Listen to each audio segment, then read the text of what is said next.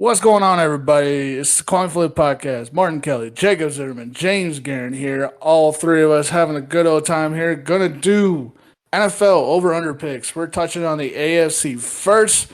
Boys, how we doing? Doing great, Martino. Jacob here, good to be here. I am in North Carolina right now, enjoying my summer. Martin, we did this last year. I'm excited to do it again. I believe I was the winner last year, going about 500 with the over/under picks. James shortly behind me, Martin in third place. So we'll have to see how these unfold again this year. But we're starting with the AFC. We're going to break this into two separate podcasts this time, and we're going to try our best to keep this thing under an hour. Absolutely. All right, boys. We'll start with the AFC East first here. We'll start with the division winners last year, Buffalo Bills. James, over/under 10.5. Go. Oh, 10.5 in this division. Let's see. We all know about the Bills and how electrifying they are on offense, and we also know how dominant their defense can be at times. But with that being said, I look at this roster, I don't see a single running back on this team that blows me away. And I think that's going to be, again, another problem for Buffalo coming into this season. I do believe that they're more built for regular season than they are for the playoffs, just because that's the track record that they have shown us over the last 3 or 4 years. So with that being said, with the Patriots slowly declining, with the Dolphins not knowing what they're doing, and a brand new identity in the Jets, I think by default, I'm going to go with the over here. 10.5 with the Bills is tricky because I think there is some locker room drama going on there with Diggs. And Josh Allen's kind of having to be the one to step up and, calm everybody down. Head coach Sean McDermott, he kind of put us all on notice when he said there's a huge problem going on. I forget exactly, word for word what he said, but he let everybody know it was a big problem, what was going on with Diggs. And that could potentially bleed into the season. Now, I think the Bills are still going to be a threat. I don't think they might be quite as good as they were in the past, but if they're just at 10.5, I like them going at 11. I think they still have enough talent around. We'll have to see what's happening with Von Miller as well, but I think they'll go over, just barely. I'm going to agree with you guys on this one. I'm going to go over. I think they're still an 11-win football team. Von Miller coming back this season. They obviously had the situation with Hamlin at the final game with Cincinnati. So I think Josh Allen is still good enough to get over 4,000 yards, still good enough to get over 30 touchdowns, still good enough to keep his interceptions under 15. We'll see what they do with the running game. That's still a question mark for this team, but I think overall they're still the best team in this division, so 11 wins is where I'm going. All right, let's go to the second place team in this division last year, and it was the Dolphins. James, 9.5, go. I'll make this one short and sweet because I think you guys have more to say about this, but I don't trust Tua at all. I can't trust him for 17 games. I can't trust that running game. I'm going to go with the under here. This is the Dolphins. 9-8 last year. What do we say? 8.5? 9.5. 9.5? Yes, 9.5. That's tough. I'm going to go with the under here. I don't see them as a 10-win squad, even with all the talent they have. I think there's enough questions at quarterback. If Tua plays exactly how he did last year, you might be able to get to 10 wins, but he got dinged up, quite a bit last year. It might as well happen again. Some questions there with the defense as well, and overall in this division, I think if the Jets take a step up, the Dolphins have to take a step down or just stay right where they're at 9-8, so I'm going to go under. I think the definite thing with Miami is they're no longer the second place team in this division. When New York and when New England were on a bit of the downfall in the last couple of years, Miami took that place as a second place team just because by default the Bills are just so much better. The Dolphins on paper have talent, and that is something that they can show and that could be scary to teams. But like you guys have said, Tua is Tua, and if he can't stay healthy, if he can't get his concussion issues handled, if he can't, roam outside the pocket and to find Tyreek Hill or Jalen Waddle downfield, I mean, they're not going to be successful. So, but with that being said, I still think their defense is good enough, and I'm going to take the over. Let's move on to the third place team in this division, and it was the Patriots. And the Patriots, James, 7.5. Where are you going with this one? It's kind of crazy the world that we're living in today where the Patriots over-under is 7.5. I mean, I think that this is just a total disrespectful number for Bill Belichick. This team still had a top 10 defense last year. It was just the incompetency of their offensive coordinator that couldn't run an offense. And Mac Jones' numbers slipped big time from year 1 to year 2. And everyone saw it and everyone noticed it. And now we're all kind of like waiting for year 4 now. All right, what are we doing? Where is this going to go? What direction are we going into? Because there was so much potential in Mac Jones. And then we've kind of seesawed back and forth, like how we think about this guy, right? Now you can kind of point at Belichick. No, he's not giving him any receivers. He's not giving him any like high electrifying skill players. So it kind of makes the offense one-dimensional. And that's why they've been struggling so much on offense. But Bill Belichick is still there, and that defense is still elite. There's no way in my mind I can see Bill Belichick losing 10 games in a season. I'm taking the over on this. Jacob. This is a tough one. I don't want to fade Bill Belichick. That's something that nobody has really been able to have success with over the last 20 years. But I'll tell you this. I think the talent's not there. I think Bill Belichick as the GM needs to be done. I think he needs to just be the head coach, control the defense, maybe bring even somebody else who's even better on the offensive side. The coaching's not there. The coordination's not there on the offensive side of the ball. You could argue they have the worst offensive supporting cast outside of Mac Jones, and even at quarterback, is Jones even that better than Bailey Zappi? Time will tell, but I think with the division improving with the Jets, I think if the Dolphins maintain consistency, it's going to be really hard for the Patriots to come away with 8 wins. I'm going to go under, and I have a nice smile on my face because I remember all the times I lost to Belichick in either Madden or real life. I wish I could pick an even on this one. Instead, I got to pick an over and under. And there's one part of me that agrees with James in the sense that Bill Belichick is still the head coach. They'll still have a good defense. That defense will keep them in games. And all they have to do is find enough offense to win those games. And I agree with that 100%. But I also agree with Jacob in the sense that the coaching probably from Bill Belichick has gotten stale. Probably people are not listening to him like they used to. And maybe it's time to think about a change with Bill Belichick. Maybe not just with the head coach, but with his GM position too. So I am going to lean towards under. I'm going to say under 7 wins because I'm just looking at their schedule. They got to play the Eagles. They got to play the Cowboys. They got to play the Saints. And they already got to play the Bills twice. They got to play the Jets twice. They got to play the Chargers. They got to play the Steelers. They got to play the Chiefs. They got to play the Broncos. I mean, they're getting pounded by some of the top third best teams in the AFC. As much as I love Bill Belichick and believe in him, as much as I think Mac Jones is not the problem in New England, it was their coaching, I just don't see 7 wins. I think there'll be a 6-11 team. So that is that. Let's move on to the final team, guys. The Jets. They put in a lot of effort this offseason to get better, and maybe it'll pay off, maybe it won't. The Jets sit at, apologies here, sit at 9.5. James, what do you think about this? The only time Aaron Rodgers went to a Super Bowl in his career, he had a top 5 defense. This Jets defense just finished 4th in scoring and in total yards allowed. If that success repeats again, this Jets team could win 13 games because they have the offensive rookie of the year. They have a very, very nice defense and the defensive rookie of the year. So it can only go up from here, right? I mean, didn't they win?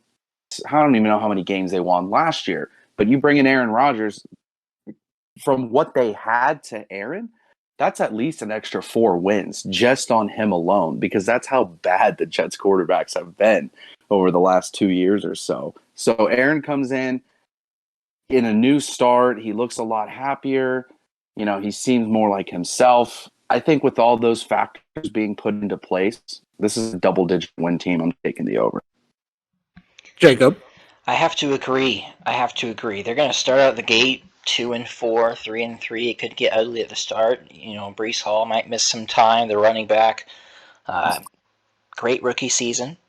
Garrett Wilson, he has a chance to be the most successful receiver in football this year. I think he has a chance. He's got a shot. We're going to see how well these two with Rodgers work together in the offseason, in training camp now, and probably not going to get any touches in the preseason, but week 1, week through 5, we're going to find out what this team's about, and then I expect them to really bounce back late in the season into December, have a solid run, and finish it off with a win at the Patriots on the 7th. I think they'll win 10 games. Over. So probably people are expecting me from this podcast and who listens to this podcast and the people that are on this podcast with me at the moment probably expect me to pick the under. Probably expect me to go off on about how Aaron Rodgers won't do it. He's overrated. He's not what he used to be. Blah, blah, blah, blah, blah, blah, blah, blah, blah. But I can't do that. That defense is scary. Sauce Gardner, Quentin Williams. I mean, they got players. C.J. Mosley at linebacker. They have guys. They have players. And I think that defense is talented enough that the miscommunications or the first season kind of miscues with that offense probably with no Breece Hall to start the season and all you really have is Garrett Wilson and Aaron Rodgers. I think there'll be some bumps along the road, but that defense will be good enough to keep them in games and will win them some games. So I'm taking the over on that one. All right, boys, let's move on to the AFC North, one of the bloodbath divisions in this entire league. The AFC North was won by the Cincinnati Bengals last year, and they sit at 11.5 wins on the season. James, over, under, is that too high? Because of this division, you can make an argument that it is too high. But I think the Bengals are hungry. And I know every team is hungry, but they've been to the 2 AFC championships in the last 4 years. Only been to 1 Super Bowl. I think they're right there at that cusp. And I think they're going to be extra motivated this year. They did beef up their offensive line even more to help out Joe Burrow, and I think that's going to make a huge impact this season. Orlando Brown over at left tackle. It's going to be a tight call, but I could see this team going 12-5. So I think I'm not confident with it, but I do like the over just a little bit more. Jacob, I'm going to go with 11-6 on this one. 11-6. There's only 3 teams when we're looking at our Fan Duel over/under regular season win total odds that have an 11.5. That's the highest. It's the Eagles, Bengals, and Chiefs. So respect to the Bengals is given from all of Vegas across the board. But I think there's respect to be given in the division as well. Lamar Jackson, I like what they did with their receiving talent that they brought in. The Steelers are consistent as ever, and the Browns are a complete wild card this year. I'm going to stay on the safe side. I think Bengals will take a slight under. James, I'm joining you on the over bus here. I just think that offense is just too powerful. Joe Mixon, Joe Burrow, Jamar Chase. There's one more. I forgot his name. I apologize. Higgins. Thank you. I appreciate that. T. Higgins. And they have a solid offensive line. They have a solid defense, but their offense is more known than their defense. So I just think this air raid offense will be too much for teams to handle. And I think over is right with the Bengals. I think this is the year, guys, that Cincinnati gets the number 1 seed. I still believe the Chiefs are the best team in the AFC, but I think the Bengals are going to be chasing for that number 1 seed to get that home field advantage because they know as well as anybody, if you have home field advantage, you have a ton of success, and they wish they had that home field advantage in a couple of those AFC championship games against the Chiefs. All right, let's finish with the state of Ohio here. The Cleveland Browns, they are projected at 9.5. James, there's a lot of question marks around this team. Where are you going with this? I don't even know where Vegas got this number from. If I'm being honest with you, they didn't make any wow moves in the offseason to really boost this number up. I think they're truly banking on Deshaun Watson to turn it around.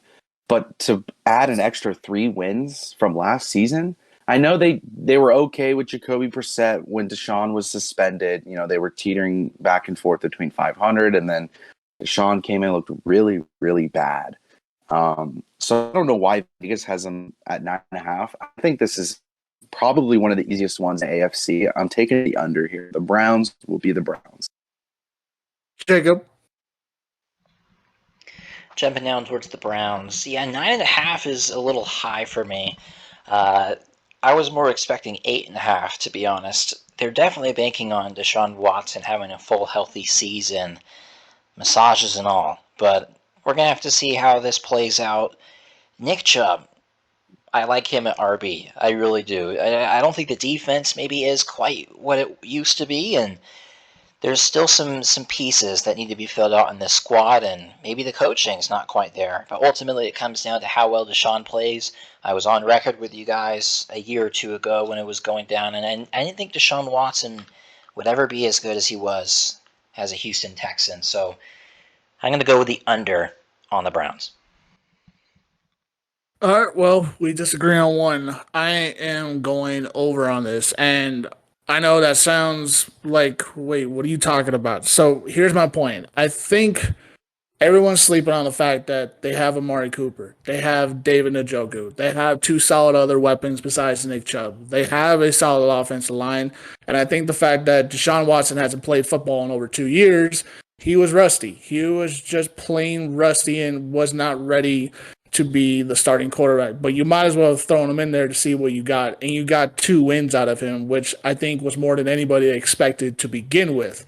So I think with an entire offseason, still with those 2 solid pieces in Amari and David, and with Nick Chubb, and with the running game, and still with a decent defense, I'm actually going over on this one. I think they're a 10-win team. All right, let's finish with the other 2 teams who hate each other so much. But let's go to the Baltimore Ravens first. Baltimore have put themselves in a position of, could they be a top team? Could they not be a top team? Who really knows? It's on their own. There it is. Sorry. James, 10.5. Where are we going with this? My mind is really telling me to take the over on this, but I think I'm leaning at 10-7. J.K. Dobbins is nice. He's had a couple of injuries in the past. The whole running back room really has had some sort of injury bug. It's kind of since Lamar has gotten there, which is kind of weird because he's this running quarterback. You're not handing the ball off as much. How are all these guys getting hurt all the time? And that's just kind of been the narrative for the Ravens, is that they've just been hit with the injury bug time and time and time again. They did add OBJ, which is a nice piece for that offense. Zay Flowers is a rookie, so that will be something new for them as well. But I cannot see Lamar replicating that MVP season that so many people want from him. They want him to go back to that level again, and I'm not a hater on him. I cannot see him going back to that. He did get paid, so maybe we'll see a new revised version of Lamar, but I'm sticking with 10-7. I cannot see them taking this division from Cincinnati. Jacob? Looking at the odds here, this isn't very common on our Vegas Insider website right now that's showing us a bunch of odds. We've been going off the Fan Duel odds, but I think this is Caesars. Does have a different line slightly for the Ravens, which is 9.5, but the odds aren't too great if you actually want to hit it, minus 170. I want to just point that out to say this isn't even a very confident line across Vegas. 10.5, I'm kind of surprised with this one as well. Maybe even more surprised than the Browns. Now, I know they had some upgrades at wide receiver that I just said. Zay Flowers, OBJ, I think he's going to end up coming close to what that contract might be worth. I think there's still a little bit left in the tank, but I think Zay Flowers will end up being the number 1 wide receiver option by the end of the season. But Lamar, there's questions around him. He's got his money, and we've seen it in other sports. We've seen it in the NFL. Guys will get their bag, and then their production, their work ethic kind of declines. I'm not saying that's going to be Lamar, but it is a factor. He could either keep going on the way he's going, or he could start to fall off a little bit, go down a different path, and I think ultimately Lamar Jackson's success this year, especially in the passing game, determines the Ravens' season. I'm going to go with under.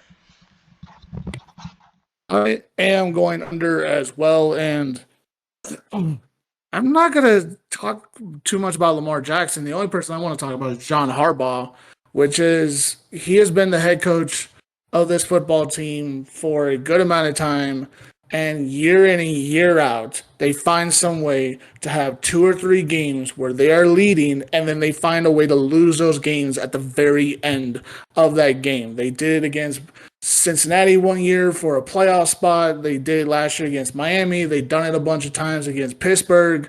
I mean, they've just had a history of choking some games away, and you head scratching, wondering what's going on. And I truly wonder, is John Harbaugh still the right head coach for Baltimore? Has he passed his time? Is there a new emerging voice that could come in and help this team actually reach its potential? Because they should be a 14-13 win team. They should be like Philadelphia, but they're not Philadelphia, and that still leaves you head scratching. So I'm taking the under on that one. All right, let's finish with the Steelers, guys. They got a lot of questions on offense and defense. James, 8.5. Where are you going with this? Well, 8.5. Vegas made this one very, very easy for us because Tomlin's never had a losing record. Just that alone, I don't even need to say anything else. There could be a punter playing kicker. This team's still winning. Or sorry, a punter playing quarterback, and this team will still find a way to win 9 games. This is an easy over. Jacob. I got a good buddy in Pittsburgh who's a Steelers fan, and I've been talking about this with him. There's no way in this world that I refuse to fathom that Kenny Pickett can win 10 games. Now, I know the line is 8.5, and I know Tomlin's success. But gosh darn it, James, you are the streak ender. The Steelers are going under 8.5. I just don't see it getting done in this division. Tomlin's been holding on for dear life for too long. Somehow they're going to go below 500. Or what the heck, I think they're going to go 8-1. How about that? Well, that's a good one right there for you, Jacob. I'm actually going to go on the over on this one, and I think that's the only division I picked that has everybody going over. I think the Steelers are good enough to get 9 wins. I think you guys are forgetting that they have Najee Harris and George Pickens. These guys got better as the season went along. It took Pickett a little bit of time to figure out the NFL, but by the end of the season, he was figuring it out and throwing touchdowns and leading the Pittsburgh Steelers to some games. And I think they'll still be on that kind of roll going into this season. So I'm taking the over on that one. All right, guys, let's go to the AFC West. And obviously, let's talk about the Super Bowl champions, the Kansas City Chiefs. They won that division. They won the Super Bowl. Controversy, yes, but we'll leave that conversation for another day. James, 11.5. Just like Jacob said, this is one of the only 3 teams in the NFL that has odds over 11. Are you sticking with that, or are you going under? Well, has Patrick Mahomes ever lost 6 games in a season? No. And he's not going to do it after coming off one of his greatest seasons ever, besides the 50 touchdown year. He could have a fourth round running back, a 7th round running back, an undrafted running back, maybe even a running back with 1 foot. They're still going to find a way to win football games. That's just how talented Patrick Mahomes is. This is an easy over, 13-14 wins. Jacob? Yeah, Mahomes has kind of reached a level in the NFL that I don't know if we've seen in quite some time. And I think this season could perhaps be the season to solidify perhaps the greatest peak at quarterback. Now, we've seen a career like Tom Brady, excellence when it comes to winning. We've seen a career, like Peyton Manning and Aaron Rodgers, some winning in there, but excellent when it comes to, season stats.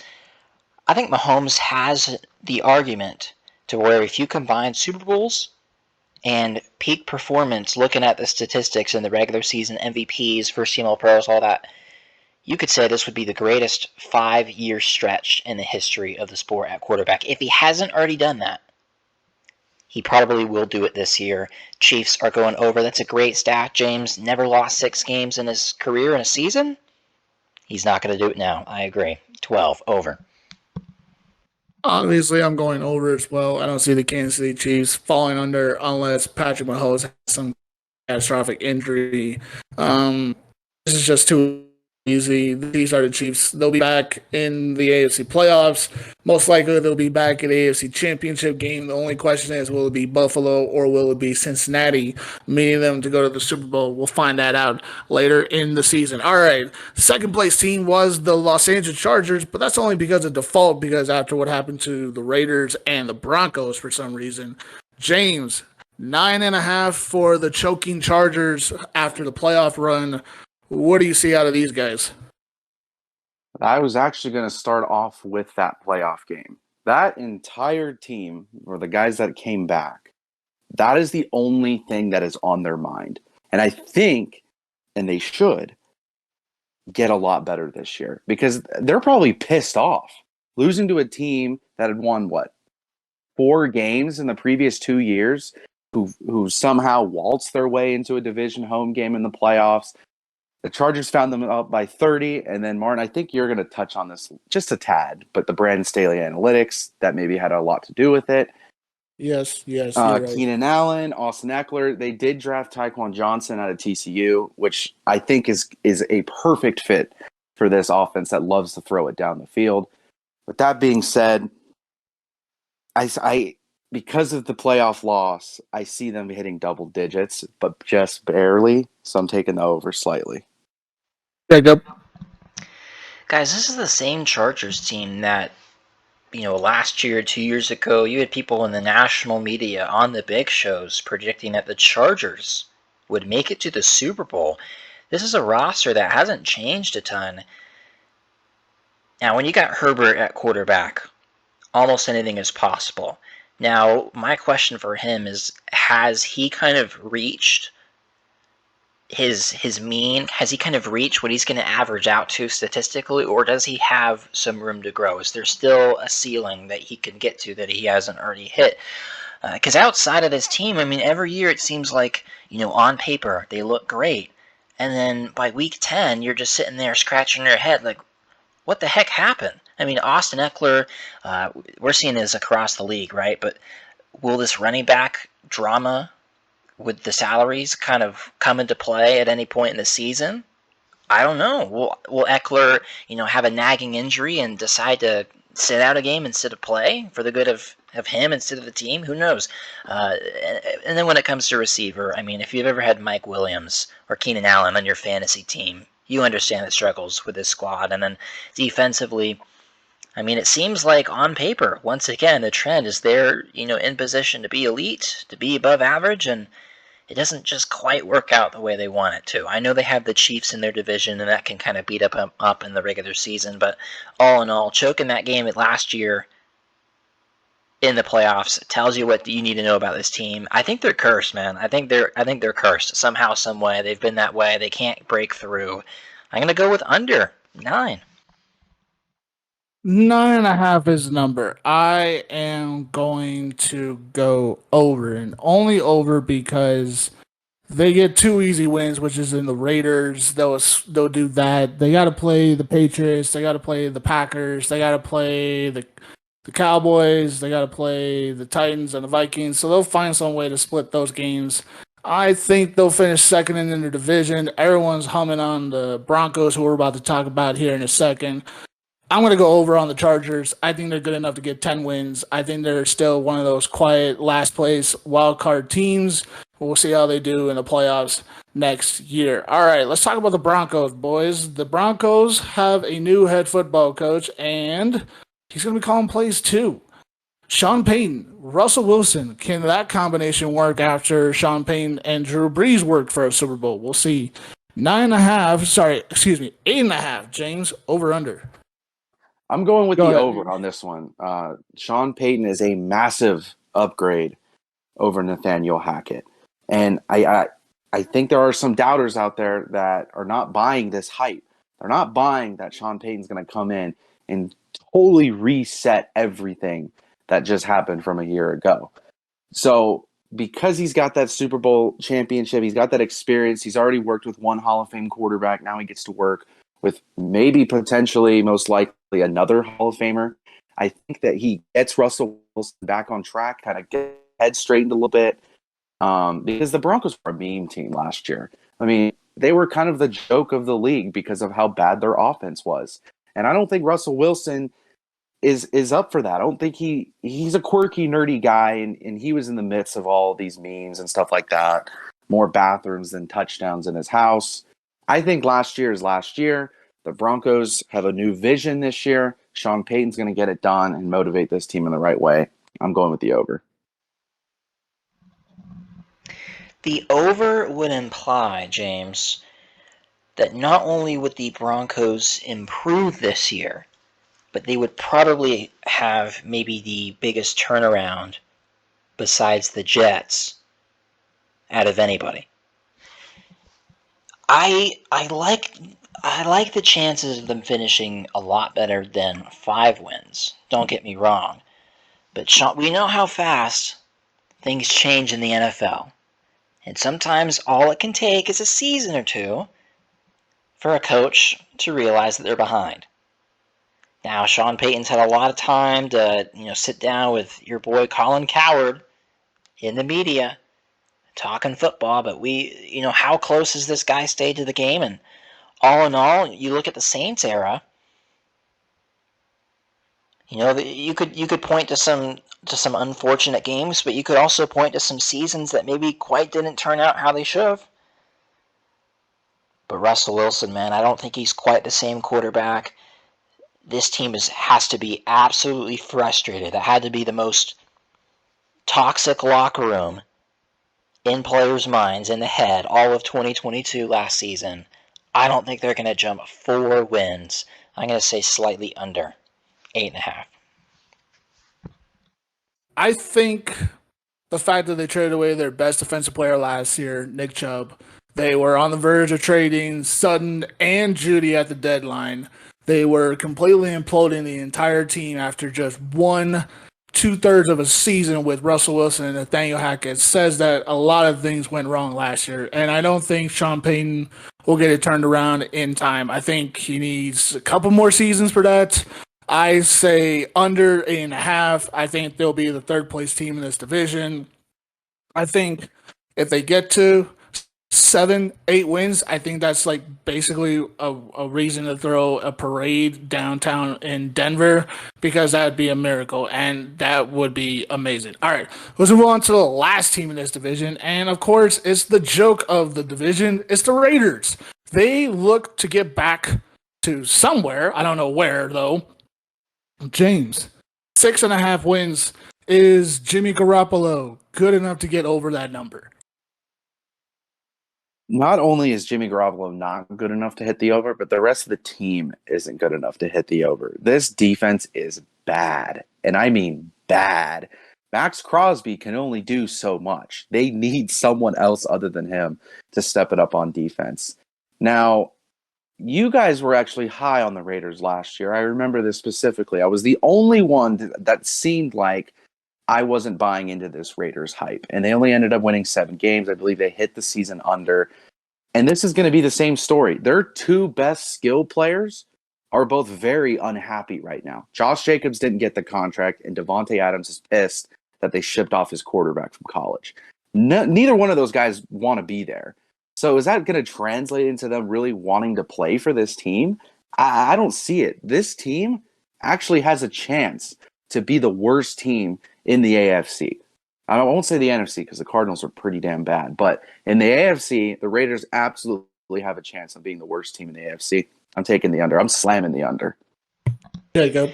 Well, there might be a couple contenders for worst team in the AFC, but you mentioned that defense. They gave up 418 points last year. That was 3rd worst in the AFC behind the Texans and the Colts.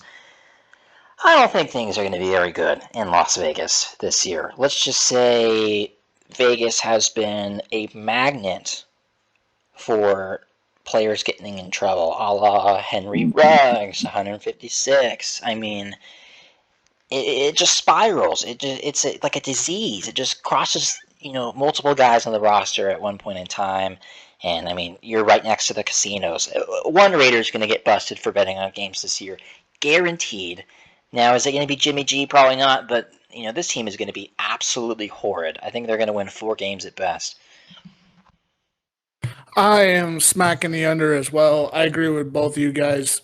James, they will be the worst team in the AFC. I 100% agree with that. I feel bad for Devontae Adams. I felt bad for Derek Carr last year. I felt bad for Josh Jacobs.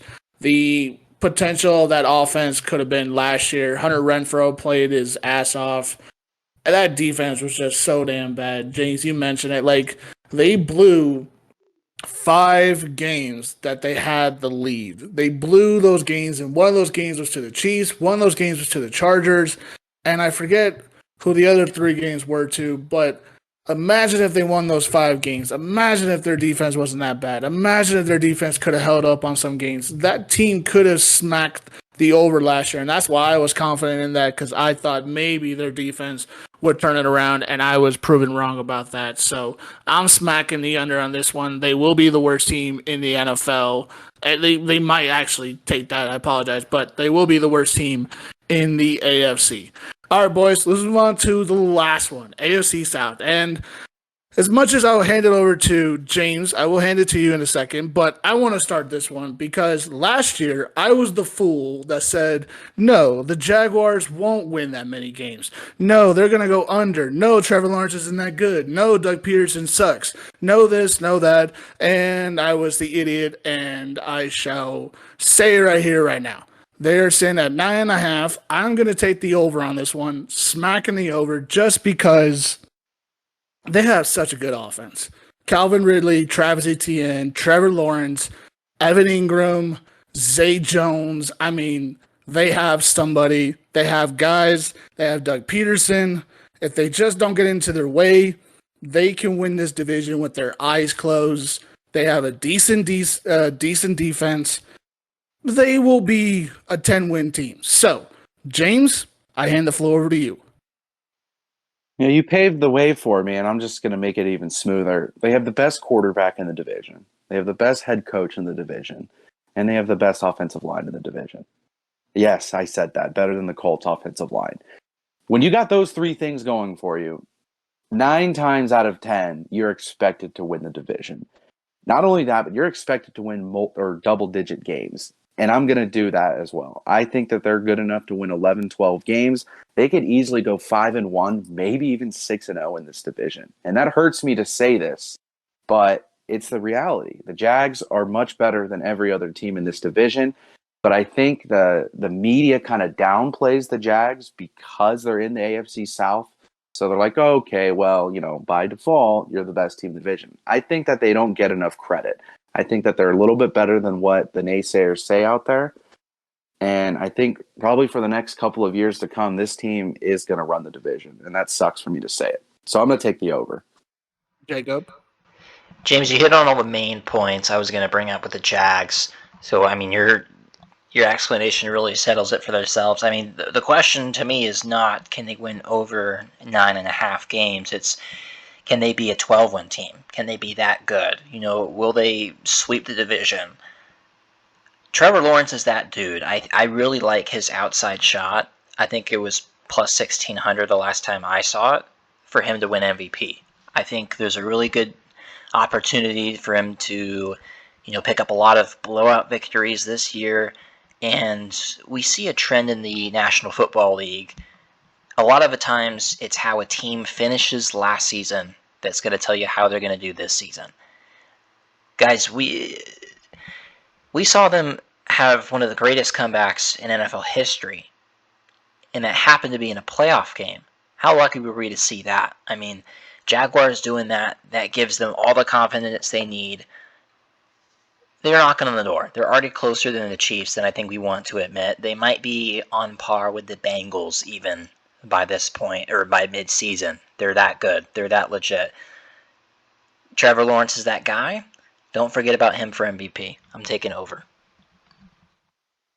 Well, I'm going to remember that one just in case something goes down in the season there. All right, let's move on to the Tennessee Titans. They added a weapon to their offense. They lost some pieces on the offensive line. They did not keep a couple guys on the defense. James, they went through 4 quarterbacks last year and still was not enough to win a division. 7.5 is their over under. Where are you going with this? How come nobody in the NFL or in the media is talking about the Tennessee Titans and their fall last year? No one's really talking about it. And Derrick Henry's the focal point of that offense. Well, guess what? Many consider him to be the best running back in the league, and they ended the season on a 7-game losing streak. So the whole running back market thing, you can kind of look at that, be like, you're expecting all this money, yet you can't even carry a team to a single win when all we needed was 2 in the final 7 weeks. I don't like this roster at all. I'm kind of a hater on the Titans because they've kind of owned the Colts for the last few years. But I'm not a believer in Tannehill. You could have Tannehill, Malik Willis, or Mayo Boy out there. This team is hitting the under. They're going to lose double-digit games this season. I don't like their receiving core. And outside of Derrick Henry, I don't really like their rushing offense as well. I think that this team will lose 10 or 11 games this year. I'm hitting the under. There you go. I'm going to hit the under as well, James, but I kind of disagree on putting the blame on Derrick Henry for the team not being able to draft a quarterback. Last time I checked, Derrick Henry is not in that war room. But the Titans overall, yeah, this team's going to be pretty darn bad. Is it going to be Malik Willis, getting snaps? What's going to happen by mid-season with this team? Who's going to be at quarterback by then? Martin, you said they went through 4 quarterbacks last year. That's the sign that they couldn't get to their win total. They're not going to get to again. The Titans, you're right. They did have a fall. Vrabel's a solid coach, but as we know in the NFL, it's all about the quarterback, and they simply don't have it. Under. I am going to be the one that goes over. And the reason why I'm going over is if you look at the rest of this division, the Texans and the Colts, and I know, James, you disagree with me. You have a different opinion about the Colts. I totally respect that. But I think the Titans are, by default, the second place team in this division. And for the most part, your second place team is not some team that's 7-10. They're 9-8, 8-9. I'm not saying that they're going to be a 10-win team, but I'm going over. I think they're an 8-win team. I think this older, a little bit more broken down offense with Derrick Henry, with Ryan Tannehill, and DeAndre Hopkins will be good enough to get 8 wins. Are they a playoff team? No, but I'm taking the over on that one. All right, let's talk about the Texans. We'll get to the Colts here in a second because we got to let James go off on that, and that's all in respect. Let's talk about the Texans here. The Texans were able to do things last year. I think they were, offensive things, but nonetheless, James, they've been the up and down team in this division for the last 10 years. They got 6.5 wins on the over-under this year. Are they getting to that, or are they still this bad? They're still this bad. Davis Mills, I think, was severely underrated. Yes, I said it, underrated. The guy was on a terrible, terrible football team, and you look at his numbers, they're actually not half bad. I don't have them in front of me, but the skill positions are a huge, huge question mark. Now, I do know that they still have that one running back. It's not coming to me right now. Dameon Pierce, who was a very nice breakout rookie for them last year.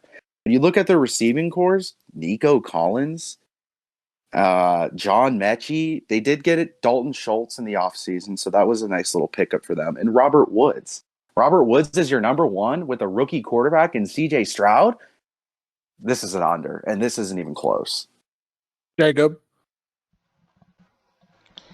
Yeah, we're talking about a team that at one point in time was, probably top 5 in most people's rankings when it came to winning the Super Bowl, back when they had Deshaun, and they had a couple nice signings, and then all of a sudden, the terrible, terrible trade involving DeAndre Hopkins, and the coaching situation, everything fizzled out, and the team is just not. There's nothing left of what that core was. 3-13 is horrible, and one tie last year. They very well could have about the same record. Under. I'm going under as well. I do though like their future. I mean, listen, they got CJ Anderson, the rookie defensive. Will he be an explosive player in his first season? We'll see. He was projected to be that in the draft. They got CJ Stroud, the rookie quarterback. They got Mechie, who tore his ACL last year, so he has a full season this year. He's a breakout star, supposedly from Alabama. I mean, they have Damian Pierce, a solid fantasy top running back, and I applaud you guys to go get him because I did last year and it paid off for me in a bunch of ways. I think they will still be bad. I don't think DeMarco can turn this team around as fast as he thinks he can, but I think 4 or 5 wins will be the right direction for this team. They'll go back in the draft. They'll draft more players. They'll get better from that. All right. We got to talk about the Colts. Now, instead of going to James, we'll start with me first, then to Jacob, then to James to finish this off. So, 6.5. I'm going under. I think Anthony Richardson will be good. I think Jonathan Taylor will be good. I don't know how much effort he wants to put into this, considering he's looking for the contract. He hasn't gotten a contract. There's conversations about Ursay and a back injury and this and that and this. I don't know what's going on in Indianapolis. It's getting ugly, and they've already got a rookie head coach. This is not a good start if you're the rookie head coach, especially after you left Philadelphia to take the Indianapolis job and thinking that the Indianapolis job was going to be good. If you're on this shaky ground already, you're going to have a long season. So defensively, they're still good. Offensive line wise, they're still good. But I don't think they get past 6.5 wins. Gardner Minshew's not good enough for it. I'm hitting the under on this one. Jacob, where are you going with this? I'm going to hit the under on this one as well, Martin. Now, as we see with the odds, and this happens every year, Vegas, other than the Cardinals, doesn't put hardly anybody under this 6.5 line. Now, that's because teams find a way.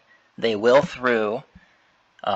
Big Panthers fan here. That's what my team is kind of infamous for, having, winning games late in the season to make their draft picks worse than they should. This could perhaps be the case with the Colts. Now, Gardner Minshew, Anthony Richardson. Here's the deal with the Colts. They don't have high expectations anyway. Send AR out there. Send him out there. See what he could do. Just see him out there. They have a solid offensive line. Normally when, you throw a rookie quarterback out there as well, the O-line is trash. This is not necessarily the case. Jonathan Taylor, will that drama bleed into the season? I'm not too entirely sure, but if he's healthy, he's going to be a great addition on the ground.